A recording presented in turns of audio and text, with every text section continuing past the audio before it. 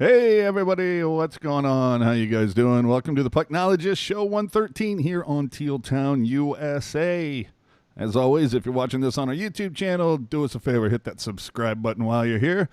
Hit the notification bell to be reminded anytime we go live and have new content available, and a thumbs up on the videos are always appreciated. If you'd like to support Teal Town USA with the donation and have your live comment featured on the show immediately, you can use the super chat option.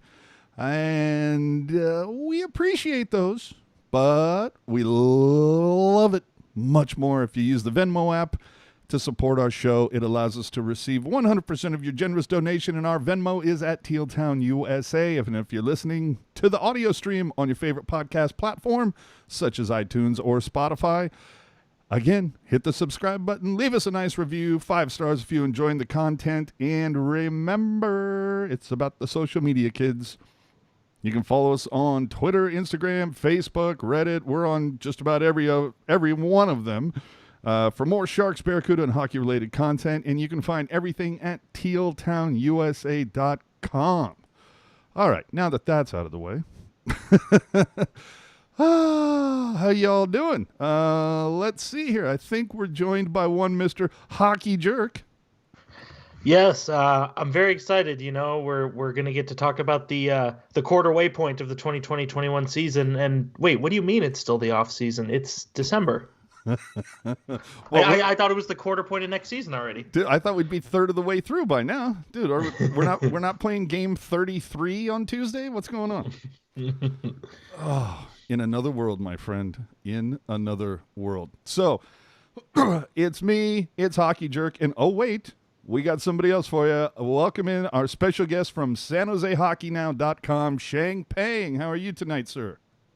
Hey, what's up? And hey, guys, on the bright side, if we were a third away in a season, we might be spending a lot of our time thinking about the 2021 lottery, so we don't have to think about that right now.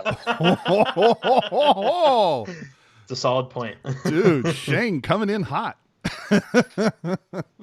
Well, one of the things, at least one of the reasons why I wanted to have Shang on tonight is his latest piece. Again, SanJoseHockeyNow.com talks about Doug Wilson handing out longer contracts to maybe players that are beyond their best by date. I don't know, or just at the beginning or at the end. Either way.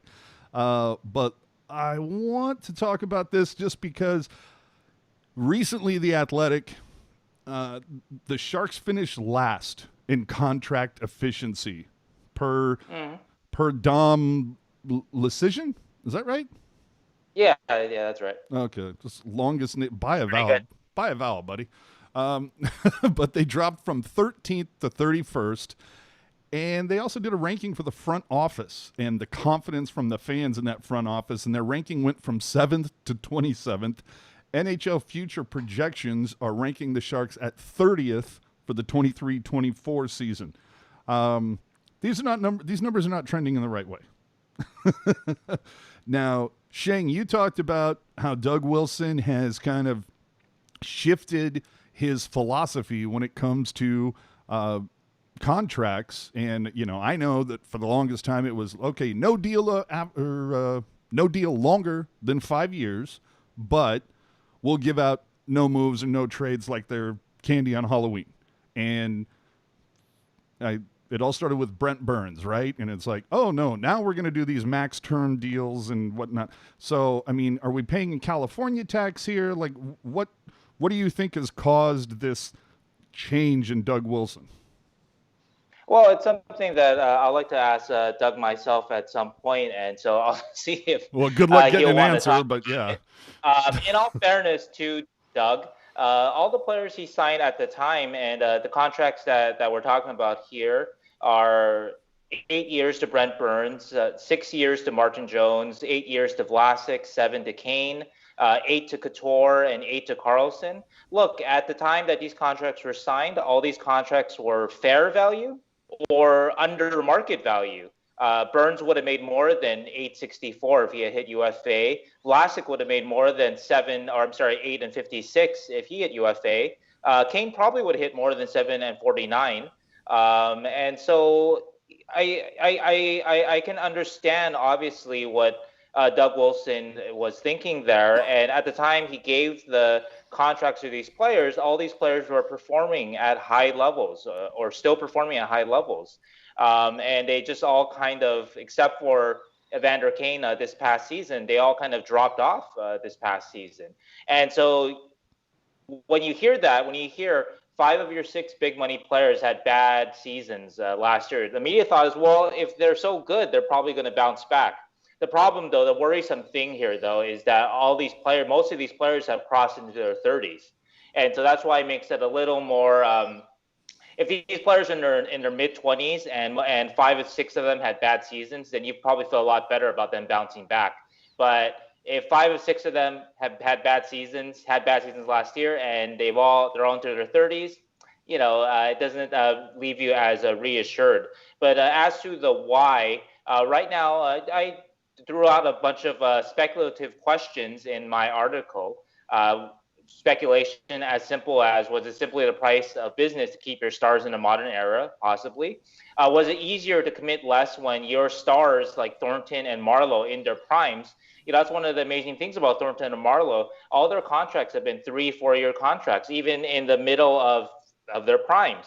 And so if those guys are accepting shorter contracts, then, that maybe that helps to get everybody else in line. I don't know. Or was it kind of one of those things where success, winning leads you to take riskier and riskier chances. So the 2016 Sharks, obviously 2 wins away from the Cup. The 2019 Sharks, 2 victories away from the final. And did that kind of push Wilson to make these more dangerous bets to, try to win one for Jumbo, win one for Patty, win one for Pabs or whatever? Well, see, you talk about that price of business, and I've always kind of wondered, do the Sharks or the California teams at large maybe have to tack on a few extra bucks on some of these contracts because taxes are so high in California, or just there's maybe a few extra bucks, but I mean, I don't know if it's sort of a deal breaker, because the Sharks from 2003 to 16, right? They were able to field very, very competitive teams, and the longest contract they gave, they had one exception to giving a contract more than 5 years, and that was to Milan Mihalik. And that was a 6-year contract for a 22-year-old player who was coming off a 26-goal season. So 6-year contract to a 22-year-old player doesn't really seem too risky. Nope. Actually ended up kind of was, because he had injuries. But anyway, the point, though, is that the Sharks and a lot of these California teams have been able to, the Sharks especially, from 2003 to 16, they were able to flourish with giving these, not having to give out these, at the time you were allowed to give these 10-year contracts. The Sharks never gave out any of those. Hello, Roberto Luongo. Right. Yeah. So I don't know. The California thing, there's, on one hand, yes, the taxes are difficult here. They're challenging here. On the other hand, people like to live here. And so people, it's kind of that, that balancing thing, so there's the good and there's the bad. So, but overall, on the balance, I don't know if that is a huge factor in things. It could be. Well, see, one of the things that stands out for me, and I've mentioned this before, is defensive drafting. And between taking Vlasic back in 2005 up till Ferraro, I mean, that's a 10-year window. The Sharks took 27 defensemen during that time, and only 5 had done anything in the NHL. And, of course, I'm referring to Justin Braun, Jason Demers, Dylan DeMello, Joachim Ryan, and Mirko Mueller. And out of that group, only Mueller was taken, in the top 3 rounds. Everybody else was below that, but that gets you an 18% success rate. Now, excuse me, let's compare that with teams that have had success recently. Tampa, during that same stretch, took 22 defensemen, and 7 of the guys that they took have over 100 games played. That's good for 32% versus that 18% for the Sharks. St. Louis took 24 defensemen with 7 over 100 games played, good for 29%. The Capitals took 24 with 6 over 100, good for 25%. And the Penguins took 25 with 8 over 100 games played, good for 32%. Now, not everybody is doing much better than the Sharks in that department. Vancouver, during that same stretch, took 25 defensemen with only 3 over 100 games played, good for a whopping 12%. So I think that if you look at that, that's definitely something of focus that the Sharks need to look at. Now, they've gone and they've taken guys, obviously, Ryan Merkley. Who's the other defensive guy that they took recently? Well, Knives. Yeah. there you go. Yeah, Knives Yeah, Out. But it seems like they're now with the ascension of Doug Wilson Jr., not only do they seem to be kind of willing to take more kind of a high risk, high reward kind of a thing, obviously with Ryan Merkley, but that I think that's one of the key factors. I mean, when you look that for a time there, what they had, that 4 of their top 5 defensemen all had to be like bought, whether it was like when I say bought, that you didn't develop and draft them. You had to go out and buy these guys or trade for them. So you end up with Erik Karlsson or Brent Burns or Brendan Dillon. So that, to me, that's like a part of the key focus that this team needs to have. Yeah, no, I definitely can see your point there. That's some good stuff you found there. I actually didn't know that, but it is true, though, that basically since Vlasic and maybe you say Braun, that the Sharks really haven't drafted what you would call a impact top 4 kind of defenseman. Some people would argue DeMello kind of fit, but that would be a little bit of a stretch, I think, at this point. Jason Demers too was pretty decent too, but anyway, though, Vlasic was the last kind of world class defenseman that the Sharks have drafted. But to the Sharks' credit, though, they were able to fill those kind of spots, right, in the top 4 of their defense for years by smart trades. Dan Boyle, Brent Burns, even the Erik Karlsson trade. In hindsight, obviously, it doesn't look very good right now, but at the time, you couldn't find anybody who thought the Sharks lost that deal. And so, we had to look at that deals 2 ways. You look at the deal at the time, and the Erik Karlsson trade made 100% sense at that time. And of course, there's hindsight, and hindsight, right now doesn't look like it's going to favor the Sharks. But yeah, so I think that you got to fill out your defenseman however you can. And the Sharks for years have been able to fill it out with a lot of really good trades, getting guys like Burns and Boyle, maybe at a little bit lower than they should, right? They were able to get pretty good deals on those guys and turn those guys, or at least put those guys front and center of their defense, and those guys were able to flourish front and center, being number 1 defensemen. So right now, though, the trouble for the Sharks is that you have all these older defensemen, obviously, Vlasic, Burns, and Karlsson. We're not sure where they're going to go next year. These are all in their 30s. They all have, whether it's a physical injury, kind of physical maladies that we're not certain about, or they're just getting older, and that happens too, of course. So we're not sure where they're going to go. And you have Mario Ferraro, who definitely is a promising young defenseman, but, how promising, we're not sure. Is he ready to, for example, take some of the load off of Vlasic? Vlasic is a guy who probably needs some of the load taken off of him in terms of the tough matchups. So could Ferraro kind of move up there a little bit and play with a Karlsson a little bit, play with a Burns a little bit, kind of ease the burden of a Vlasic. So we'll see about that. But you're definitely right that the defense is something that they need to focus on. Funny that we mentioned that, and of course the Sharks drafted 9 forwards, all forwards in the most recent draft. But I think the Sharks are well aware that, at least in the farm system, really every position right now is kind of a position of need. They spent years trading first-round picks or playing well and having late first-rounders, and so they couldn't get the top talent there. And so I think they're well aware of that. And right now, I would say if we look over their defense, guys like Merkley, Kanayev, there's definitely some promise there. I don't know if any of those guys are going to step in next year. I know a lot of people hope that Merkley can step in, but I think that's a little bit pie in the sky. If you want to, I'm going to promote one of my articles. If you want to read a recent interview that we did with Mitch Brown, he's a writer for Elite Prospects, really smart writer. And he is not fond of Merkley's defensive game, and he doesn't think that defensive game is going to take some time to translate at least. And so if you're a Sharks fan, you think Merkley's going to step in next year, if I'm wrong, please tell me in a year. And I want to be wrong. I don't want to say negative things about guys, and I don't like to be negative, but Merkley's game just doesn't look like it's going to translate to the NHL immediately. It'll need some time. And so in that case, then you're hoping on Ferraro maybe stepping up, Paznachuk maybe making an impact. Though again, if you read, if you listen to that talk that we do with Mitch Brown, and he wrote an article for Elite Prospects ranking the Sharks system.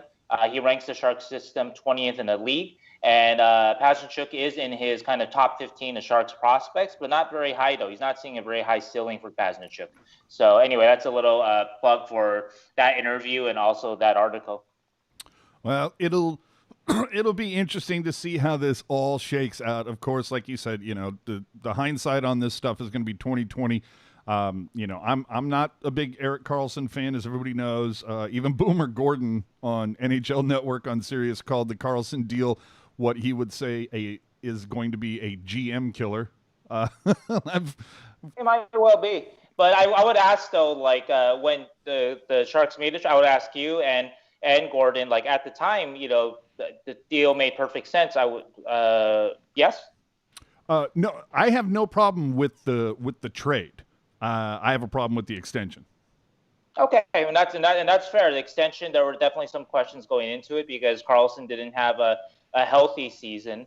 So yeah, no, definitely. But then also in the case with Boomer Gordon too, like Ed said, I don't know anybody at the time that knocked the trade, because at the time we were looking at one first-round Sharks player going out. That's Josh Norris, right? Mm-hmm. Another first-round pick going out, but everyone presumed that the Sharks were still going to be highly competitive, so it would be a early 20 pick or something like that, right? And so we're talking about two kind of mid-late first-rounders going out for Erik Karlsson. I just remember, just to jump in, I just remember, when everything, all the details of that trade were starting to percolate at the time. It was everybody on Twitter is saying, oh, it's got to be Meyer or Hertl as the centerpiece of this deal. And then you get the whole, the whole details of the trade. And I remember actually tweeting when I realized it wasn't either Meyer or Hertl. I remember tweeting, bargain bin, take it all, because at the time the Sharks appeared to get away with not giving up anything that was too crucial to their team. Right. Yeah, it looked like the Sharks were able to kind of section off, like, these are untouchables. They, moved it off the table, and hey, here's all the rest of the stuff. There's some good stuff here. Take what you want.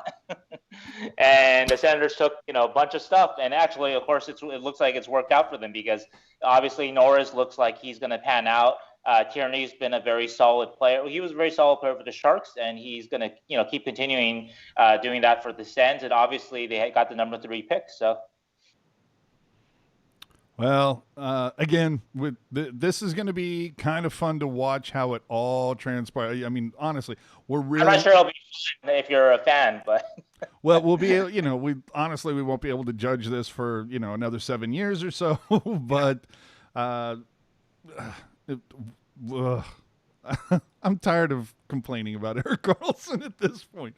But anyway, again, Shang Peng from SanJoseHockeyNow.com. Thank you so much for joining us tonight and giving us a little peek into that article, because that was definitely a solid one for me that I was kind of, oh boy, sometimes I look at these contracts, man, and they creep me out, and I don't know that I have a whole lot of optimistic hope for the next 5 years, but we'll see. Stranger things have happened.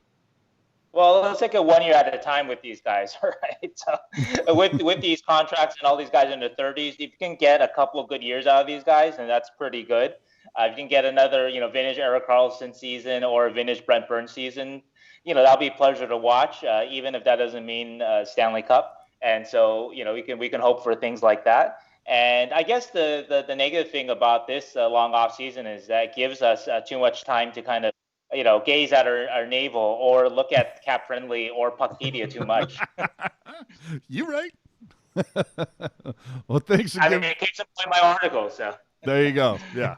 But thanks again for joining us, man. You have a good night. Absolutely, guys. Yep. Take care, guys. Take it easy. See ya. So that was Sheng Peng from San Jose Hockey Now joining us for the first part of the show. So, I mean, what's your take on this, Jerkman? You know, I mean, it's hard to find something Sheng said that I don't agree with. I think Sheng obviously knows his shit, knows what the hell he's talking about, and has a very good way of explaining everything.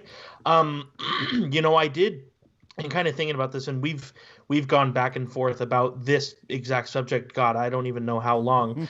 And you know, to me, it always seems like it devolves into a situation where it's like, oh, well, Doug Wilson doesn't know what the hell he's doing because he gave out this contract and this dollar amount and blah, blah, blah. But here's the thing. Most of the things that Doug Wilson has done in terms of giving contracts to players, that's not like something that Doug Wilson just came up with. Like, that's how the other 30 GMs in the NHL operate as well. So I really like how Sheng kind of posed that question where it's like, is this the price of doing business? Is this the price of staying competitive? And I 100% think it is. You know, I know you hate the expression of if my team didn't pay him this, somebody else would have. I know you hate that expression, but I'm inviting everybody to look at it in the sense it's like, we want this guy. Why don't we just keep him? Yeah. You know? No, I feel you on that.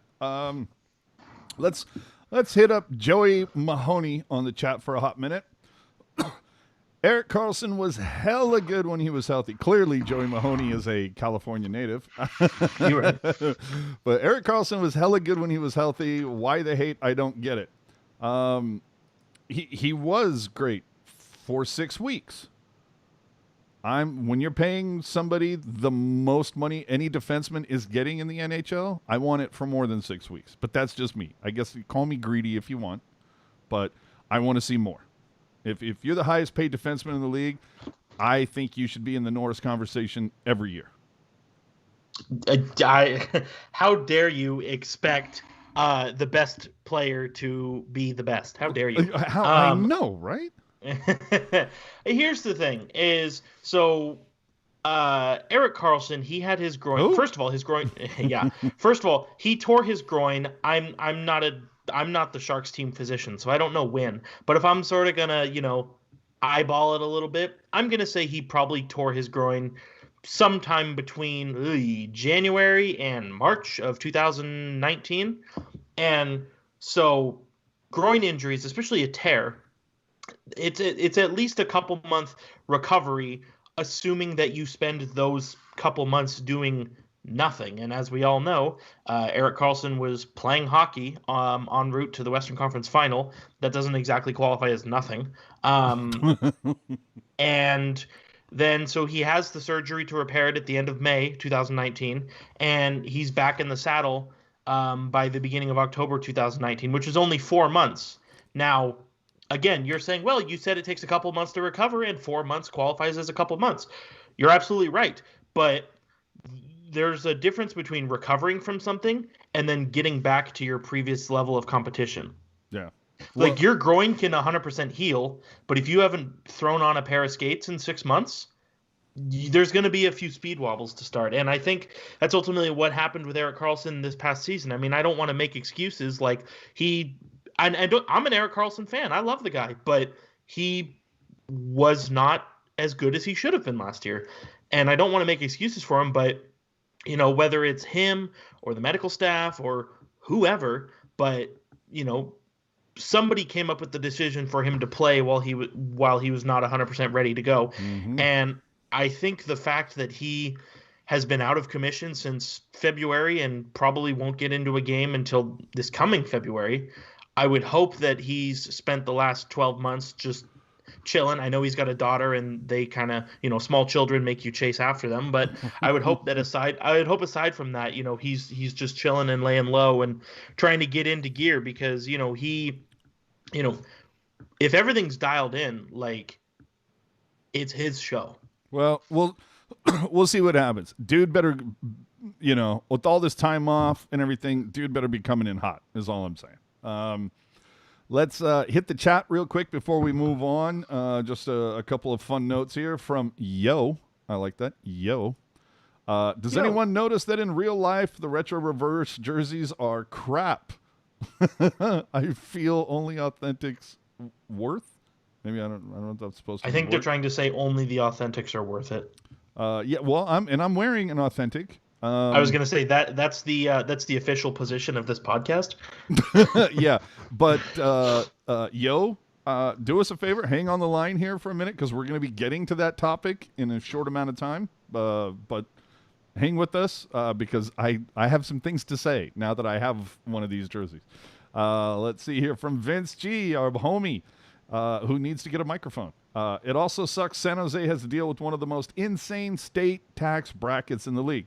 We kind of talked about that a little bit with Shang, but he made a great point that, look, it's not as if taxes in California got ridiculous like in the last couple of years. It's been this way for a while, and Doug Wilson was able to ice a very competitive team. So let me ask you this. Oh shit, he's got questions. And then we can move on. Would you rather be rich and happy or super rich and unhappy? Well, see, when I hear something like that, I go back to a scene from Boiler Room. One of my favorite lines is, "Whoever tells you money is the root of all evil doesn't fucking have any." So if you're super rich, I don't see how you could be unhappy. But make your point. That's a fair point, but the point that I'm trying to make is if you are in a really good situation, the money is not that important. Well, when there's that many zeros on the check, sure. But what I'm saying is, like, if you said to me, "Oh, we'll give you 10 million or we'll give you 8 million, but we can guarantee that you'll be super super super happy, never upset," I would take the discount and guarantee my happiness. I mean, happiness is ultimately, Yeah. I mean, big cheese. Yeah, when you're talking the difference between 8 million and 10 million, it's almost like the whole thing of, like bad sex, bad pizza. Like even when it's bad, it's still not too shabby. So I'm just saying choose between, wealth or happiness. There you go. Like a Tyga is poking the bear tonight. In AJ's defense, when EK65 okay. Like a Tiger tried to correct it, but basically just trying to say that once the 30th is put out, I'll be the first on the block to get an EK65 jersey. That's a no, but thank you for playing. Hey, I just want to mention, Marty T says I'm talking like somebody who doesn't have $10 million. How do you know?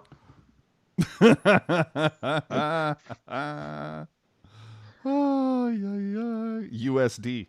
He had to, to be fair, Jerk has 10 million, but it's Canadian. Well, by your argument, that's still a good amount of money. This is all I'm saying. All right.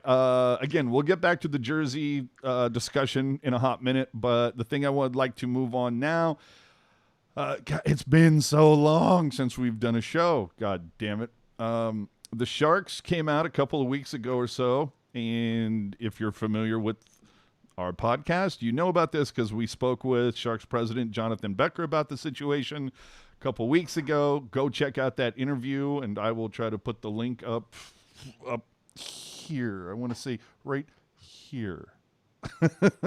But anyway, the Sharks came out and said the city is not including them in their plans for the downtown west development that is coming along, including the Google project and Diridon expansion. I don't understand how this is happening, to be quite honest with you. Earlier this week, San Jose City Council had a meeting regarding the Diridon expansion, and everything they talked about was low-income housing, or I'm sorry, I forgot. Yeah, you have to use all the polite words now. It's not low-income housing anymore. It's affordable housing. And they're not, I shit you not, on the call, they weren't referring to homeless people. They were referring to the unhoused. Like, I don't understand why language has to be so soft on certain things, but whatever. For those, Yeah, I mean, yeah, for you, I mean, well, no, for you George Carlin fans, you'll understand. George Carlin did a great bit where, when it talked about World War II, it was, people, the military, people coming home from the war, were dealing with the effects of shell shock. mm-hmm. And you hear that, it's like two quick words. Almost, it sounds very harsh. Shell shock. And then it was, they're dealing with battle fatigue. It's a little softer. And then, and then it gets into post-traumatic stress syndrome. By the time you've said all of that, you feel fine by the end of saying it. Anyway, go listen to that. But back to this. In the meeting with the Deer Dawn expansion, there was no mention of the Sharks. They talked about it for 45 minutes. Didn't mention SAP Center. Didn't mention working with the Sharks. None of that. Now, I was on that call, and I had some things to say, as I tend to do. And, and I brought up the fact that, look, I'm all for adding mass transit and getting people to and from the games as easily as possible. And if public transit is a convenient and affordable option, absolutely. Use it. But I live 5 miles from the tank. In fact, I think it's 4.9. Like, it's not even 5 miles. It would take me, it takes me probably door to door on an average game night on a Tuesday, less than 15 minutes. Probably about 13 minutes door to door. Me leaving my garage to pulling up to Lot B at the SAP Center. And not all of us are that fortunate. You're right. But I'm just saying. Speaking as somebody who lives 8 hours and 4 minutes away from the tank. No, I feel you on that. But it's just, my point is that I live so close. I live that close. And public transit is like not even an option for me because like even the bus that goes by where I am doesn't go anywhere near SAP Center. So it's just... I don't mean to poke a hole in your story, but as the VTA expert, I can make a counterpoint when you're done. Well, no. Okay, that's true. You did take a bus, but yeah, okay, I get that, but it's either way, it's not going to. You make a valid point, though. It's certainly not going to be 12 minutes door to door. No, sir. But either way, it's just more convenient. But either way, look, the point that I at least try to make, because this is the funny thing for me, is, what are fans supposed to do if mass transit isn't an option? I mean, come on. From greencaltrain.com, this is great.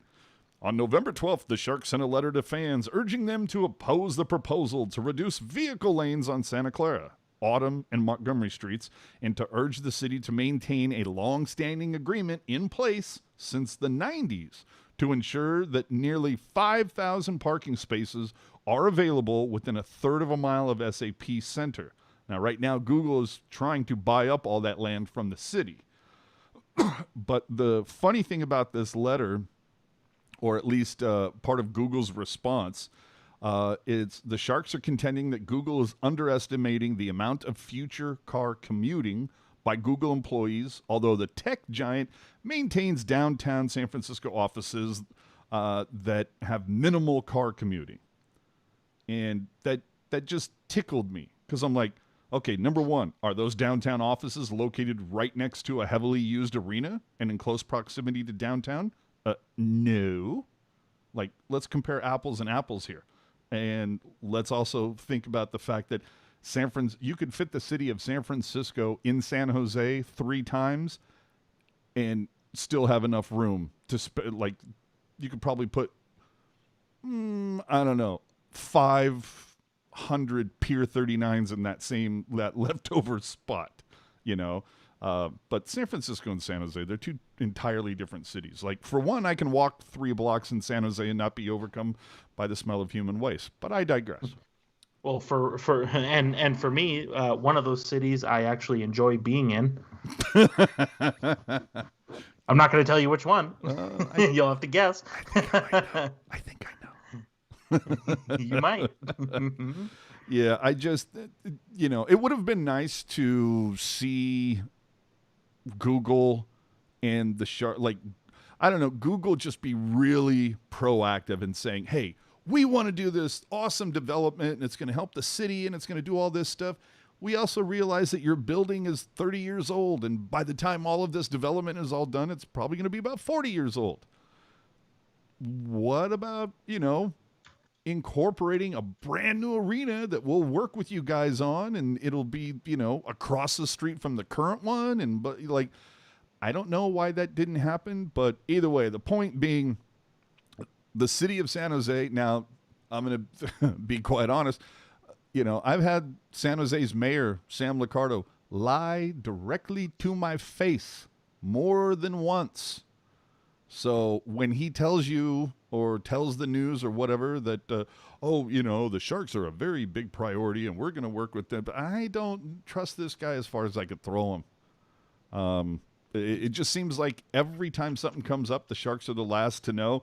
For example, recently, I want to say earlier this week or late last week, whenever it was, the Mercury News put out a thing that said, oh, by the way, there's a push to have that stretch of road that runs from 280 all the way back beyond to St. John.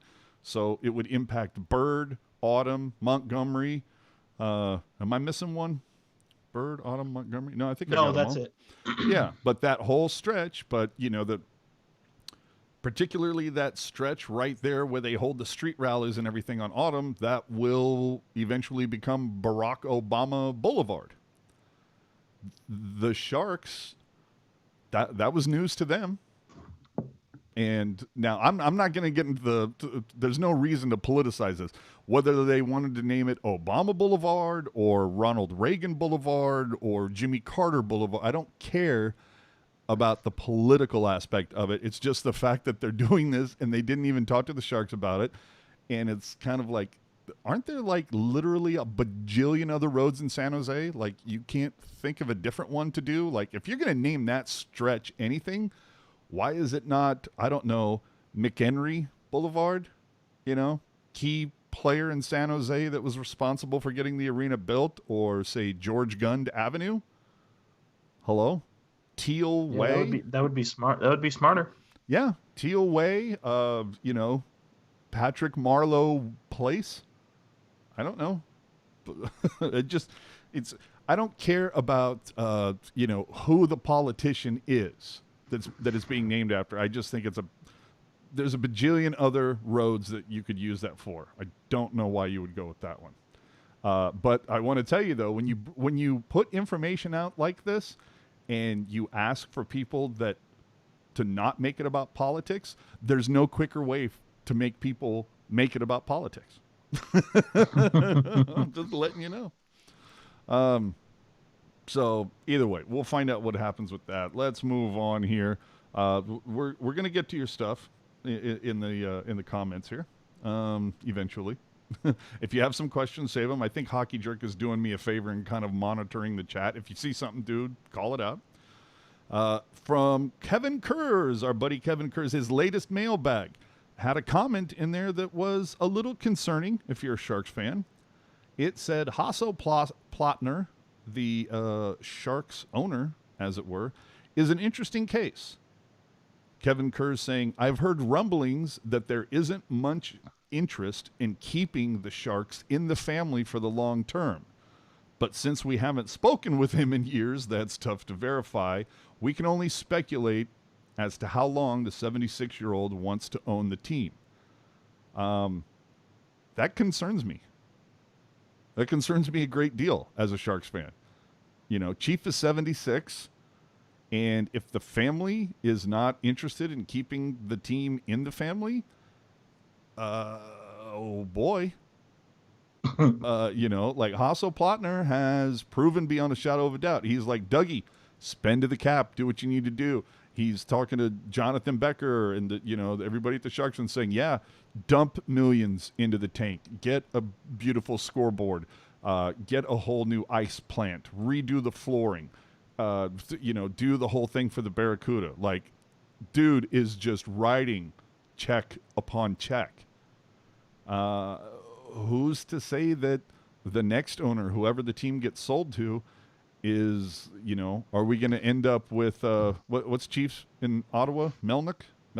Yeah, Eugene Melnick. Yeah. Do we want that? Yikes. I don't know. I don't think there's anything to worry about, just because of, like you said, how committed he is to the team and to the city. Here's my point, though. He's committed to the team. He's committed to the city, but contractually, he's only committed to the city for another 5 years. When he's hitting 80, that deal between the Sharks and the city of San Jose goes annually after that. Yeah, I don't know though. You'd have a hard time convincing me that he would let something he cares about so much fall to the wayside just because he's getting old. Like, if he is aware of his own mortality, which I think at that age you are, for sure he's going to be saying, okay, when I die, who's going to take over? Are they going to continue my vision for everything? Like, he's not going to sign it off and be like, oh, that one gardener we've always had, he's really been a nice guy. Like, that's not how it's going to be, Like, he's going to say, okay, are you going to, I don't know if he has kids or cousins or brothers or whatever, but, say, okay, I'm not giving you this team unless you do the right thing, Like, as serious as he is about the team, I don't think he would just let it go as soon as he dies. Oh, man. That's just my opinion. I'm not pretending to know anything. Sonic Tonic calling us out. Love the shows and appreciate you guys so much, but damn, every episode feels lately like it's just so much doom and gloom, so depressing. We're not here to depress you. We're going to get to some fun stuff too, but I mean, you got to at least be a realist. Death is only the beginning. Yes. Amy's saying, missing puck guy. Who? You're the only one. No, we're just kidding. We love you, Puck Guy. Yikes. I'm sure Puck Guy's auditing us, so we love you. Yeah, no, we're just kidding. I look forward to when the San Jose Sharks are playing in their new venue, the Four Seasons Landscaping Company Center. Okay, some of you might get that joke. Okay. I got it. Probably nobody else. The Sharks retro reverse jersey was finally released. Who? Now you'll remember, if you're like Sonic Tonic, if you've been a viewer of the show, you know that we discussed this like 2 years ago. But whatevs, we're fine. But thoughts on the jersey? The press release says that the Sharks' first third jersey circles around to take another bite in this retro reverse jersey. Kids, this isn't the first third jersey. It is. By my math, it is the the fifth, the sixth? No. But they're saying that it was what I am wearing is based on the first third jersey in the history of the team.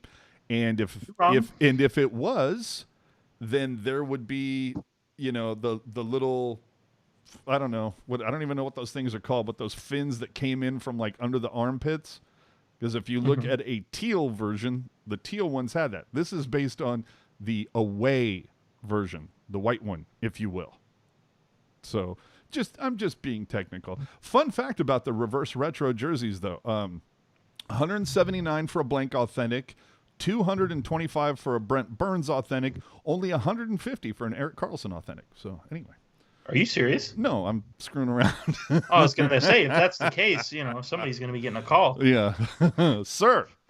But so I have a couple things. Obviously I have my hands on one of these, and I'm going to say Adidas is kind of letting me down, bruh. Like the feel of this feels very, very Chinese, if you know what I'm saying. Maybe it's from having more back and forth with Made in Canada Pro stocks, but this, I don't know. It's like the look of it, fine, but just the material, I don't know, the quality on that. I'm a little disappointed in Adidas, to be honest with you.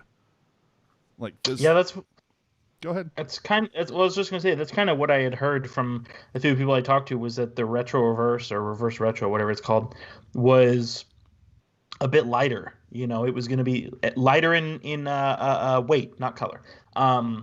It was a bit lighter, and based on AJ's testimony, which obviously I trust, it sounds like that is the case. That it's a, I don't know if I would say it's thinner, but it's definitely different. Yeah, right. Vince saying, as soon as Puck Guy's 56K modem fires up, we're gonna get it.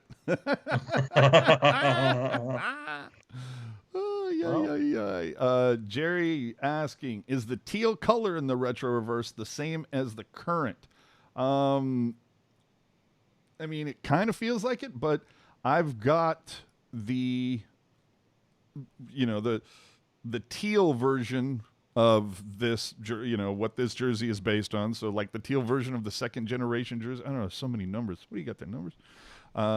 It definitely matches the teal from that second generation jersey. So I don't know, Jerry, get your ass to a store and go match them up. What am I going to do? But I do want to say though, can we please stop? And Jerk and I have had a little discussion about this off air. Can we make a push to stop calling Indonesian Adidas jerseys authentic? Only made in Canada pro stocks should be called authentic. I don't know what you would call this. It's certainly not authentic. Hashtag buzzword. Yeah, I guess so. I mean, that's what it all is. It's all buzzwords. Yeah, I don't care for it. And when they did the promos for these jerseys for the reverse retro, what's with all the models wearing hoodies? Should I have worn a hoodie with this? I probably should have. Well, dude, dude, I would bet you $1 bajillion not one of those models could pick out a hockey player from a lineup. Well, dude, like I told you, I'm looking at the Adidas website and it's like, this model is 6'2" and wears a size 50. I'm like, in what universe? 'Cause I'm 6'1" and I'm wearing a 56. So somewhere along the way, somebody's messing up here. Dude, I'm telling you, Adidas jerseys are the skinny jeans of jerseys. That's, You're right. Dude, they look fine if you're tiny, but they're very unflattering on anybody that isn't battling bulimia. I'm just saying. Moving on, the Sharks released their 30th anniversary logo, kind of. You saw Ryan Donato and Devin Dubnyk post videos holding jerseys, current Sharks jerseys that had the patch in the upper right-hand corner. Of course, the quality of these videos bordered on hostage videos, so you didn't get a really good look at them. But I would imagine that you will be able to expect a reveal of that logo. Probably, I want to say, at the same time that the Sharks reveal whatever jersey is going to be the specialty for their 30th anniversary, just like they did the Heritage for the 25th. And, if you're a betting man, which I am, this is probably going to happen before Christmas. And it's December 6th right now. So basically what I'm saying is, in the next 19 days, I'd probably be a solid bet to say that, if you can find somebody to take that bet, I'm just going to say that you're going to see another Sharks jersey get released. So what you're saying is that everybody should go on Twitter to @San Jose Sharks and turn on their notifications. There you go. Just tweet it. Hey, release it now, you cowards. I don't make the rules here. Let's see here. Oh, Kendall Coyne Schofield, is that correct? Yep. Okay. Right. Has announced she is leaving the broadcast, the San Jose Sharks broadcast, to become a coach in Chicago. I like to try to be a positive person. I like to giggle and laugh. I don't want as much fun as I have poking fun at the Fanatics. I don't want to be overwhelmingly negative because, as Sonic Tonic pointed out, it's depressing. Are you going to miss Kendall Coyne from the broadcast? Honestly? Probably not, but it's not anything personal. I just didn't. Yeah. It's just one of those things where, I didn't watch or listen to her enough to build a connection the way that I have with Han and Bakes and Hetty and all those guys. Yeah. See, for me, the thing is, I'm just not a fan of the 3-man booth. I always feel. Sir, it's 3-person booth. It's Oh 2020. Jesus. Okay, you right. You right. The 3-person booth. Fine. And like a tiger saying, who would you want to replace her? No one. Well, no one. If you're keeping, Ruzanowski and Hetty and Bakes and Hahn. Again, it's like it's for me. It works better. There's a better flow when there's 2 people calling the game. Kendall, I feel, I just, and again, it comes with repetition. You don't build chemistry right out the gate. Ask Jerk. Go back and listen to the very first shows that Jerk did with us. Our funny little banter did not come on the very first show. I think it was the 3rd show. But anyway. But she needs, she wants to continue in that. You got to have the reps for it. Some people do. Who's that? Oh my Lord, who's that one girl that I really like? AJ Malesko. AJ Malesko. Yeah. Oh my God, she is good. Yeah, so, she's really. Yeah, I enjoy her commentary. Yeah, I feel like Kendall. You need to. It's an acquired taste. It's an acquired taste, and I'm not trying to be a dick about this. I feel like she might have gotten elevated faster than she should have, all because of how well she did in that speed skating thing for the All-Star game at San Jose. Like had she not hauled ass around and done so well, I think most people, good for her. She did it, but she kind of made some national news with that, and I don't know if the Sharks were trying to take advantage of that heat and say, yeah, let's get her involved, or I don't know, but to me it was just kind of nah, you need your reps, in the minor leagues first. And were some of her takes very insightful? Absolutely, but I do feel like sometimes she was kind of crowbarred in. And again, I think that's because it was the 3-person booth, as Jerk likes to say.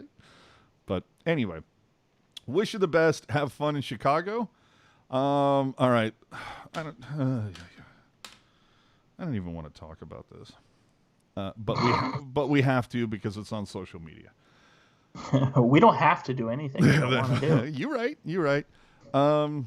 You know what? This is going to be a perfect time for me to grab a beverage, so I'm just going to throw this out there now. Wait. Felix throwing it, coming in hot. Not Sharks related. Saving you. Yeah, he's saving me. But Kendall did do color for the Notre Dame ASU college hockey game. Oh, nice. Okay. That I did not know. Yeah. So, yeah, do some more collegiate stuff and work your way up. And, yeah, absolutely. Okay, this will be a perfect time for me to grab a beverage. Evander Kane wants to fight Logan Paul. Your thoughts, Jerk? Ooh, yes. Okay.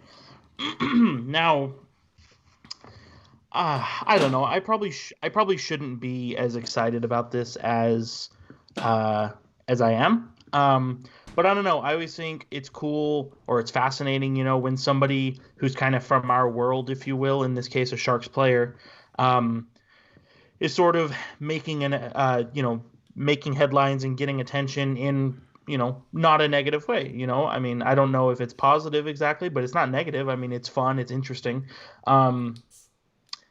But yeah, it's, it would definitely be something that I would love to watch, but, just based on obviously, contract, verbiage and expectations from the NHL, it's not something that can happen.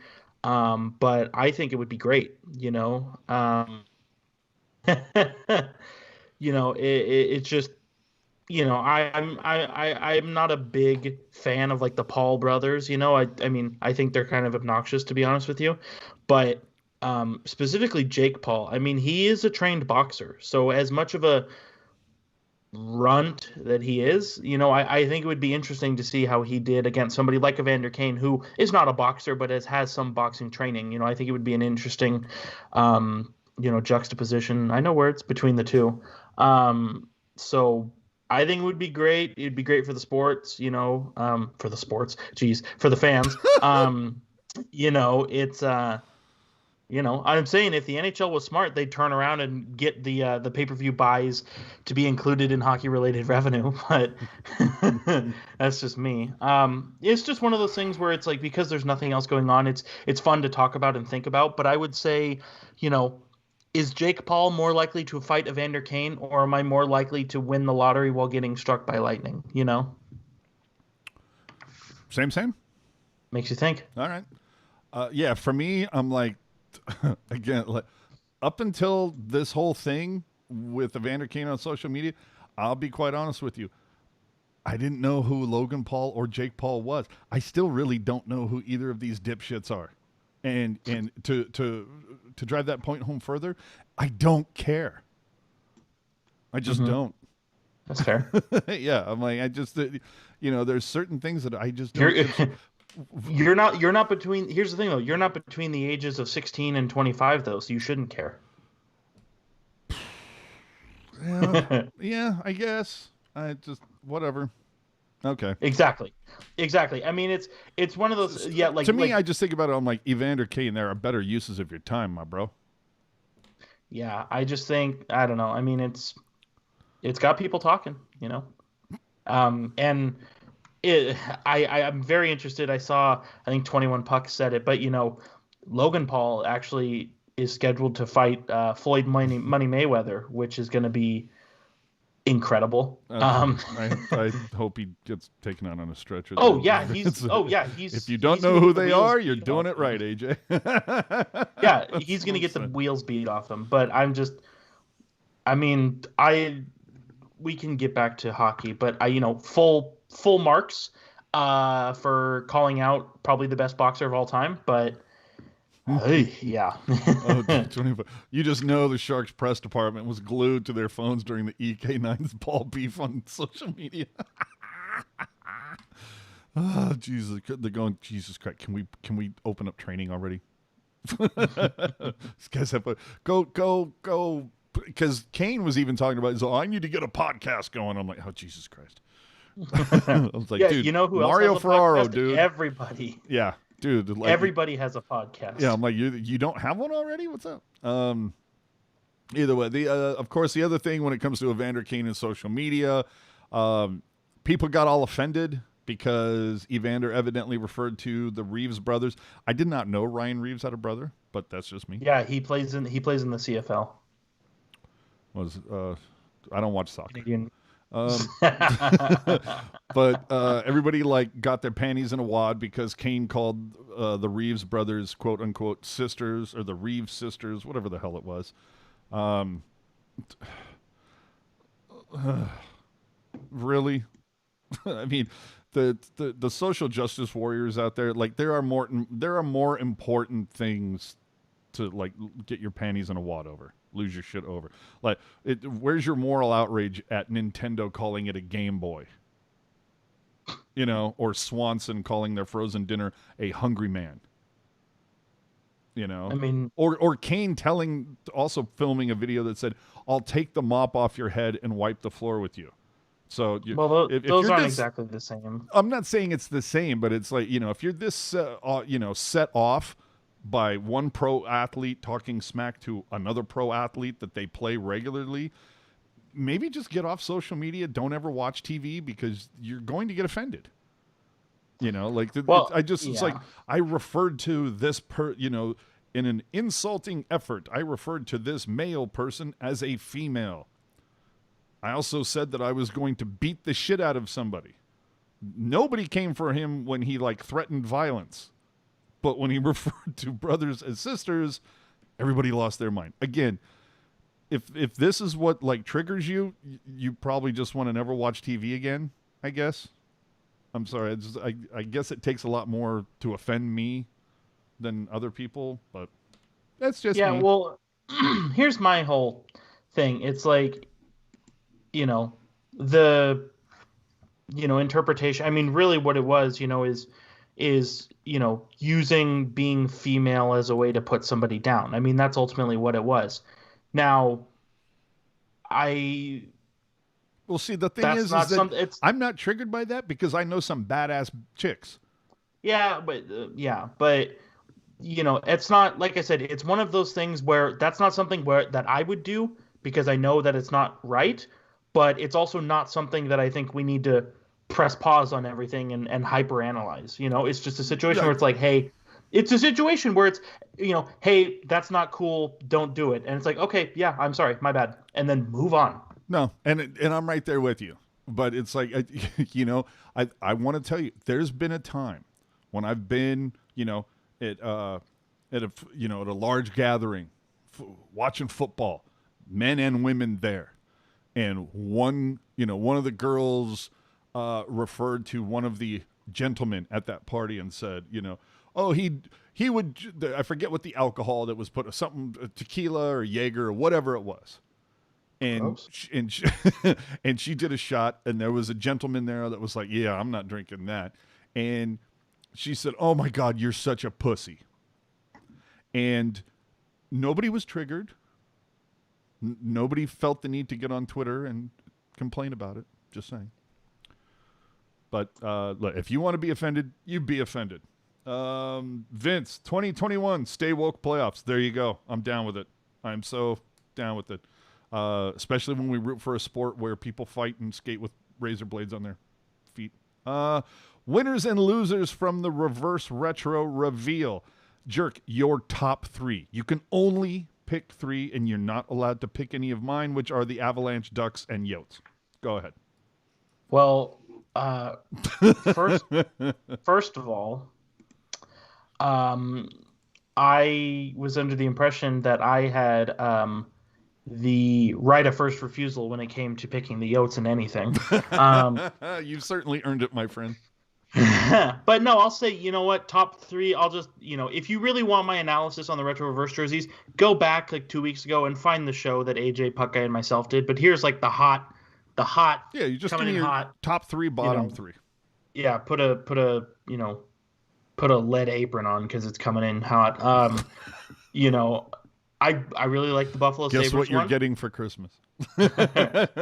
Buffalo Sabres, LA Kings, and the Golden Knights. I like the Golden Knights one. It's a shame that it's taken 3 years for them to put out a nice jersey. But I like it. The history of Las Vegas, that badass logo, the color red. I mean, hello.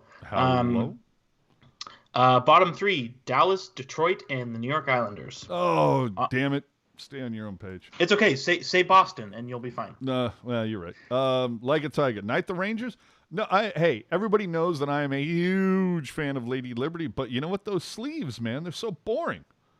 To me, it wasn't. The original one is better, But the Avalanche, for me, knocked it out of the park with the Nords using the Avalanche color scheme. The Ducks, I'm sorry, that Wildweed thing is just chef's kiss. And, the Yotes in purple, just what a difference, On green, you kind of go, ooh, I don't know about that. On purple, you're like, oh, sexy, right?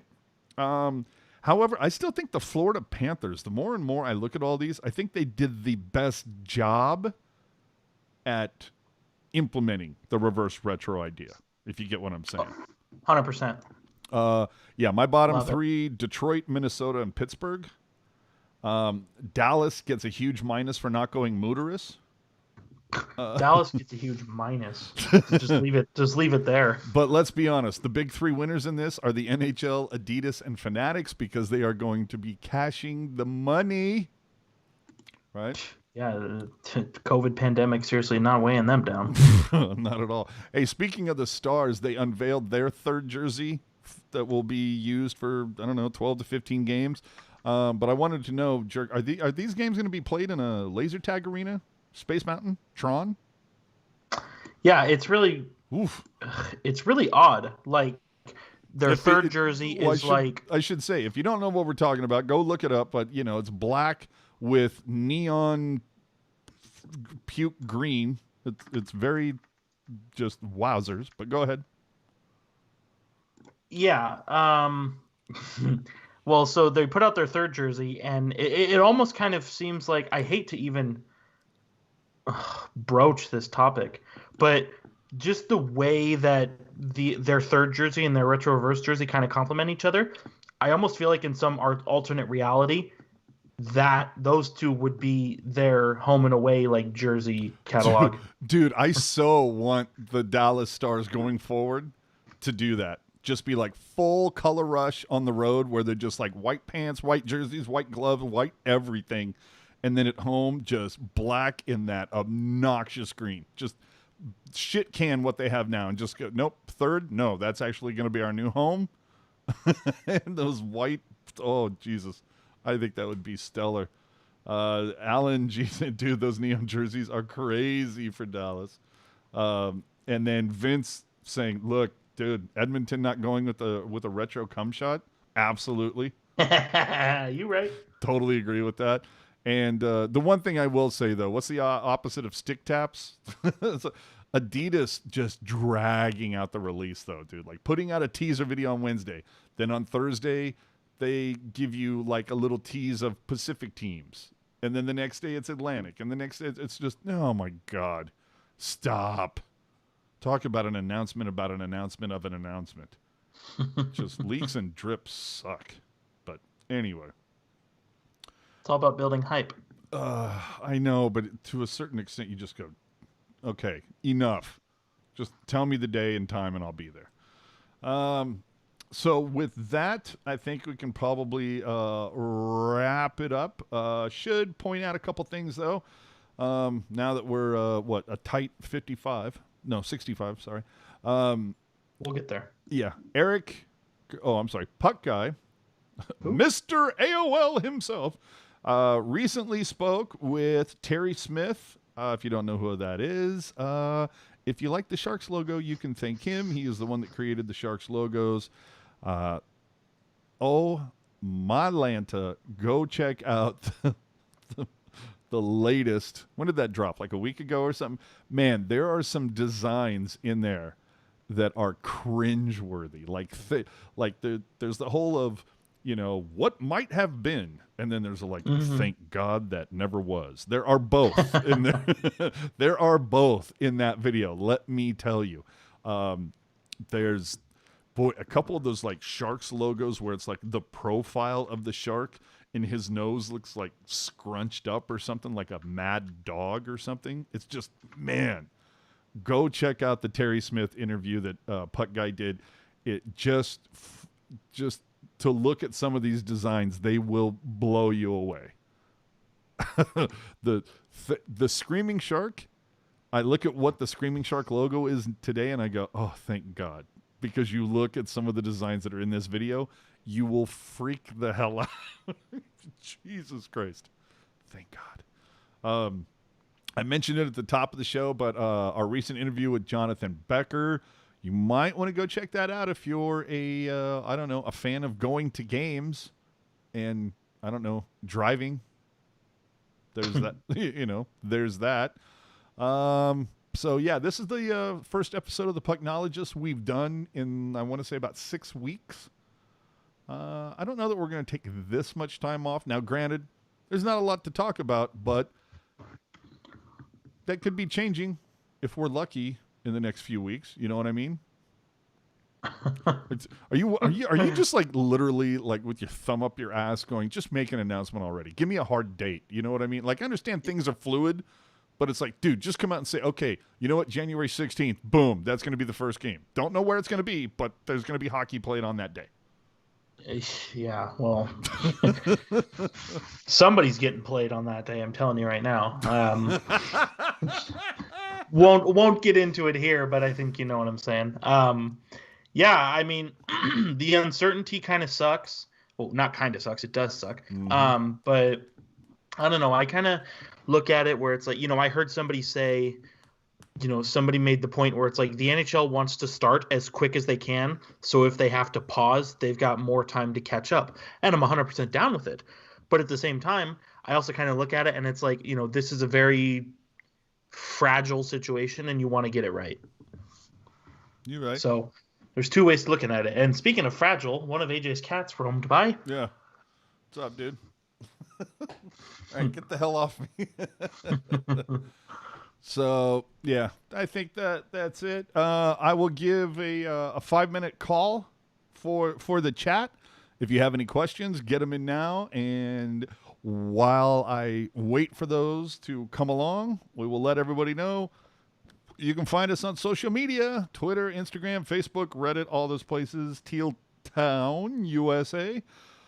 Remember, as you're here on YouTube, if you are, hit the subscribe button. Tell a friend. Help us build that base, if you please. We would certainly appreciate it. Hit that thumbs up while you're here. And if you ever miss a show, you want to hear it again, you want to catch something that you missed, it's almost like your own personal DVR for Teal Town USA podcast. Whatever your platform, you can catch us. Do us a favor. Leave the 5 stars. Hit the subscribe button on your podcast platform. Nice review would be appreciated. You can hit us up there. I'm AJ_strong on the social media. Hockey Jerk.